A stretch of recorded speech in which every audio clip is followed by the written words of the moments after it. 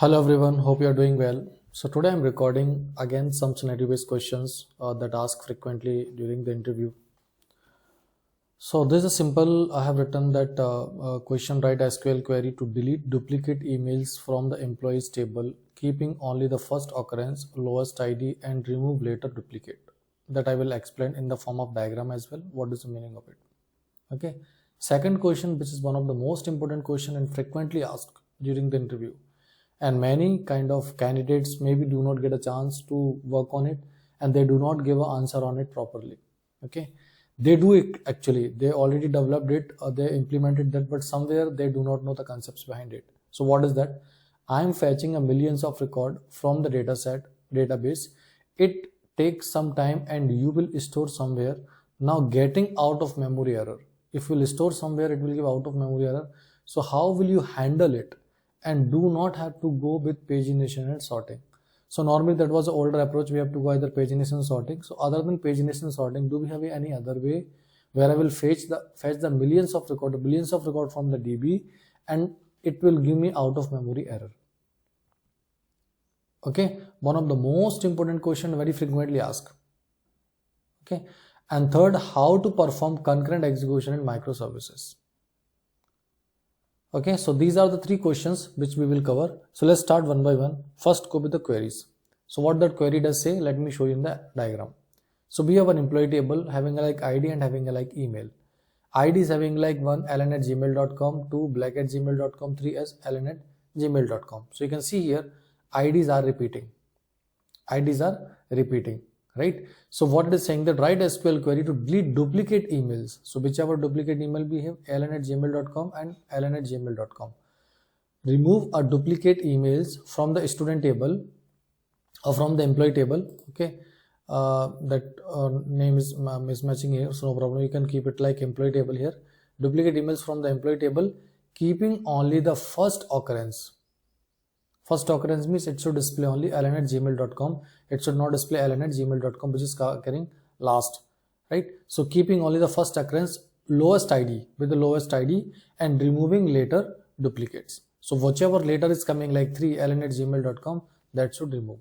So that means it is saying that we have a like one employee table where we have ID and email, and I want to delete the duplicate emails ID which is coming later, that is in sort. So how can we do it? Here it will use self kind of join. Okay, so first self means we are going to perform some kind of operation with the table itself, Okay, so what does it mean here? So we are deleting from the employee where ID not in. Okay, so here first it is having an inner query like select min ID from, and employee min ID as min ID from employee group by email. So why we are using here group by? Because we are using here this aggregate function. Okay, so first what does it execute? It will execute this part only. Okay, what does it execute? It will execute this part. So employee min ID as min ID from the employee table. So what that result of this query, it will give me like the minimum values of this particular employee ID. So it will give me 1 or 2 only, not like 3. So it will give me 1 and 2 only as a subquery. So that will check with this select. So select will find min ID of it, right? And then it will be applicable with this not in. Not in means which is not a part of this only. So it will delete only those record which is not comes under this particular range. Okay, let me re-explain once again. First, what does it do? It will find select min ID. So it will find the minimum ID, that is the column name. What is the minimum ID? That will fetch from the table select employee ID as a min ID from the employee table group by min ID. Group by we are using because here we are using that aggregate function like minimum, right? So what minimum will do? We have a like 5 aggregate function: average, count, sum, min.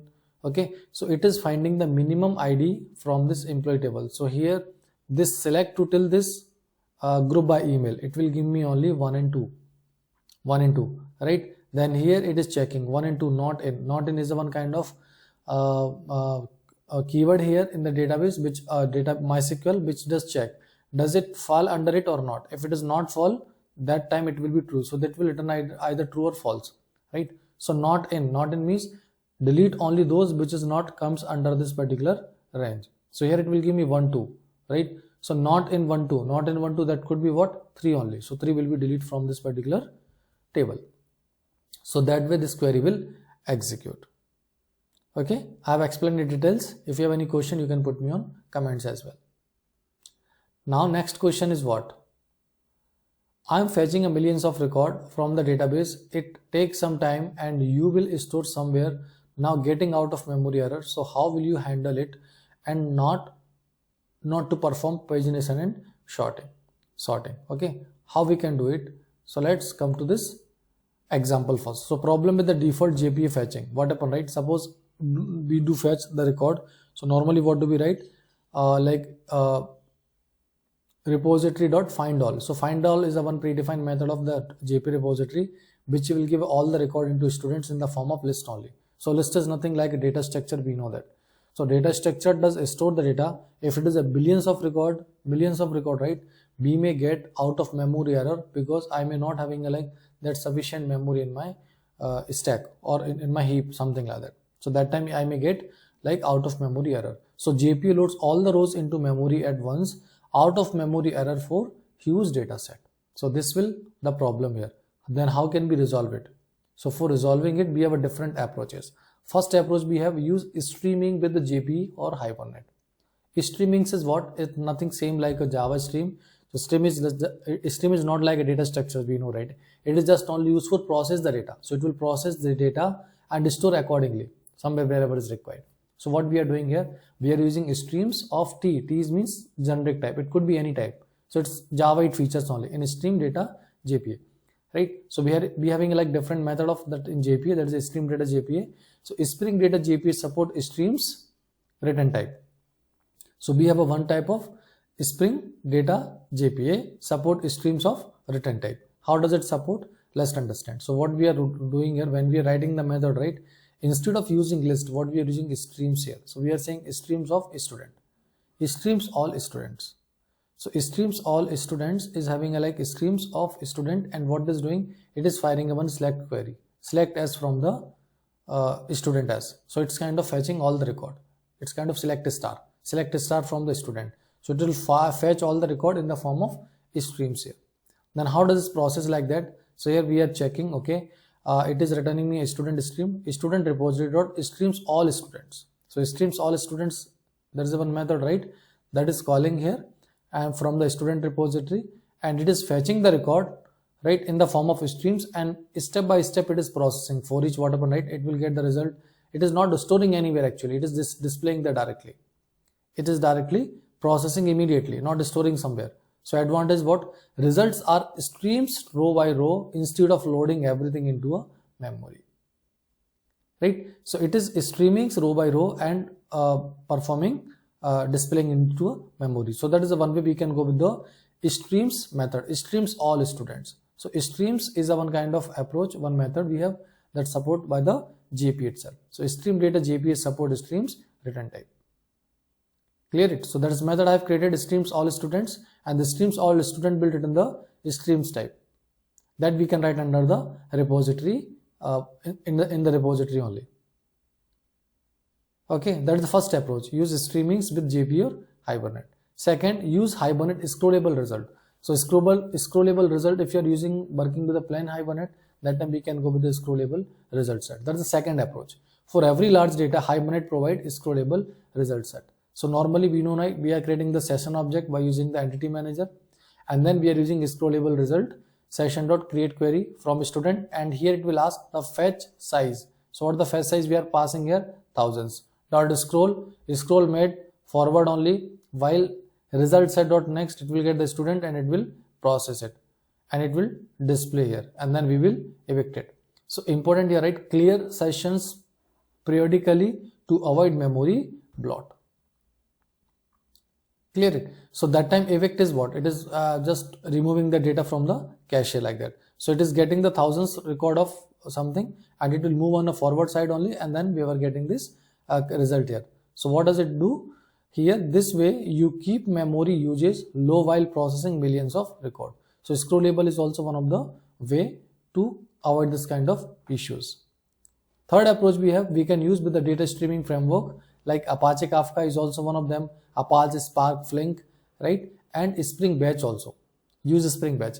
So this Apache Kafka, I will explain that. Apache Spark Flink, I will explain later on, not now. So Apache Kafka, I've covered it, and Spring Batch also I've covered it. So how this cover this Apache Kafka? Stream DB changes or data in chunk. So here it will streams the database changes, whichever it is, or data in chunk. And Spring Batch also does designed for chunk oriented processing of millions of row, right? So batch is also one of the best approach, right? And Kafka is also one of the approach. So let's start with the Spring Batch. How does it work? So Spring Batch work with ETL support. ETL is what? Extract, transform, and load. So extract, transform, and load, like use cases reading millions of record and writing somewhere else, right? So use Spring Batch with a chunk of processing. So it fetch, suppose thousands of record, process, then write, and then discard, move to the next chunk, like that.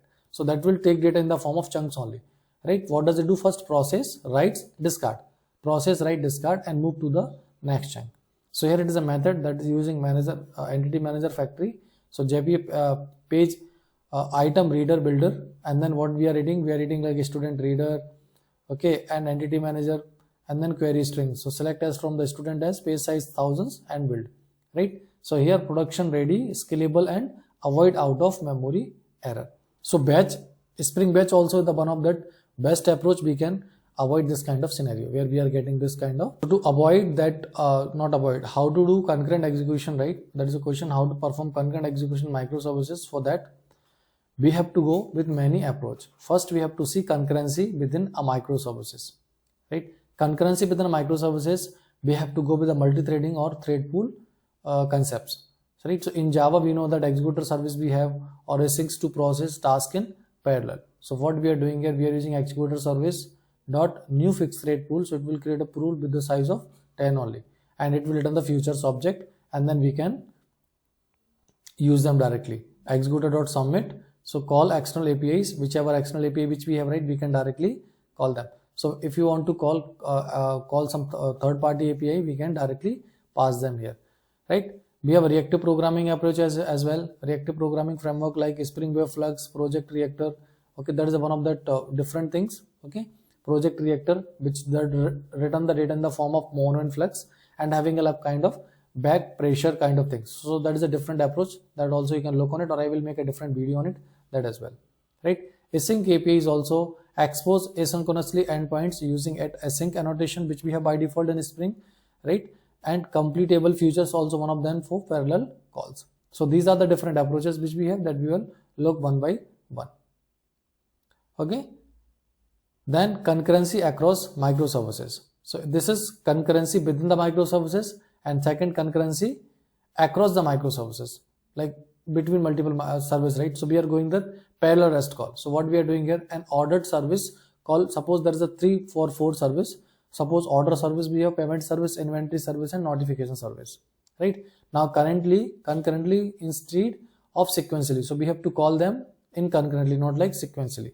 So what we are going to use are like completable features. So completable features dot supply async. Supply async is a one method of completable features which will supply that process as asynchronously. So what we are doing here, we are writing payment service dot call.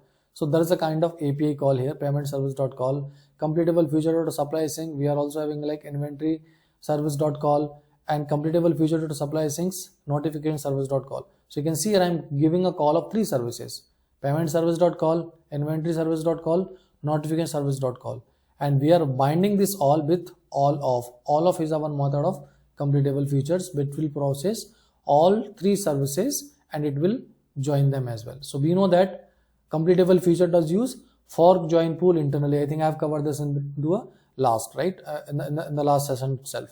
So there it is just work on the divide and conquer approach. So it will just join, first it will execute all 3 them separately, concurrently, and then it will join them. So it will work with the this stealing that algorithm, right? It will steal that specific task, the resource from the busy thread. Whichever busy thread is there, it will steal from there and process it concurrently.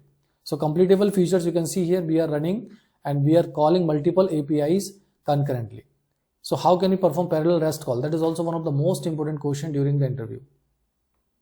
Okay, third we have like Kafka. So Kafka also is one of them. With the help of that also we can do that asynchronous call. So suppose we have like order service that publish event when a new order placed. So three services subscribe to the same event concurrently, right? Payment service we have.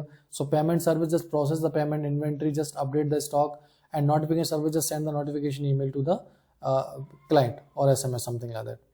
Okay, so that time we have like different type of consumer producer, right? So let's say it's the order service Kafka producer, right? That will be, suppose we have like order service that publish event when a new order is placed. So new order placed, right? Then three services subscribe to the same event concurrently. So Kafka does work on the basis of two things, publisher and subscriber.